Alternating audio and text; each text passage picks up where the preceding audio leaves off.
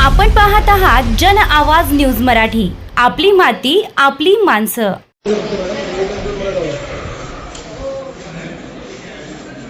तुम्ही प्रत्येक वेळी का तुमचे साहेब थांबतच असतात का? एक महिन्यापासून मी चक्रा मारतोय।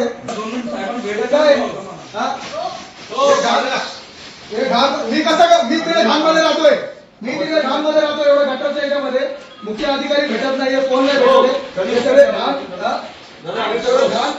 याच्यामध्ये मी पुन्हा दिवसभर राहतोय तिकडे, एक महिन्यापासून चक्कर मारतोय मी। मग तुम्ही कसं स्वच्छता राहता? तुम्ही पण वासायला मग रोज आणतोय तसं तुम्हाला वास सहन नाही होत, आम्ही कसं करायचं तिकडे वासीमध्ये?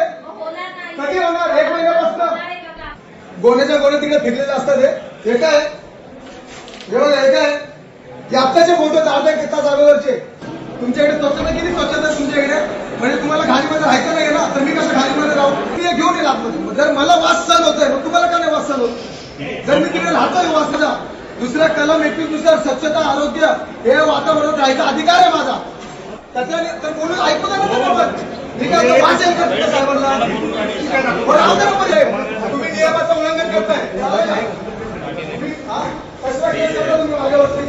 मी खाली बसेल, मला माहित आहे मी खाली बसेल, तुम्ही माझ्यावरती हे करताय। गळ्यात कोंबडीच्या पायांची माळ, पालिकेत जैविक कचरा नेऊन तरुणाचा अनोखा निषेध। अंबरनाथमधील भेंडीपाडा परिसरात अनधिकृत चिकन विक्रेत्यांकडून टाकल्या जाणाऱ्या जैविक कचऱ्यामुळे निर्माण झालेल्या दुर्गंधीच्या निषेधार्थ यश जंगले या तरुणानं अनोखं आंदोलन केलंय। गळ्यात कोंबडीच्या पायांची माळ घालून आणि पिशवीत जैविक कचरा घेऊन तो थेट अंबरनाथ नगरपालिकेत दाखल झाला। मुख्याधिकाऱ्यांच्या दालनाबाहेर कचरा ठेवत त्यानं पालिका प्रशासनाच्या निष्क्रियतेविरोधात संताप व्यक्त केलाय। यश जंगले यांचा आरोप आहे की परिसरातील चिकन विक्रेते कचरा नाल्यात टाकतात, मात्र पालिका तो उचलत नाही। याबाबत अनेकदा तोंडी व लेखी तक्रारी करूनही कोणतीही दखल घेतली गेली नाही। जर पालिका स्वच्छ असेल तर आम्ही दुर्गंधीत का राहायचं, असा सवाल करत त्यांनी अधिकाऱ्यांनाही हा त्रास अनुभवावा म्हणून हे आंदोलन केल्याचं सांगितलंय। या प्रकारामुळे पालिका परिसरात एकच खळबळ उडाली आहे।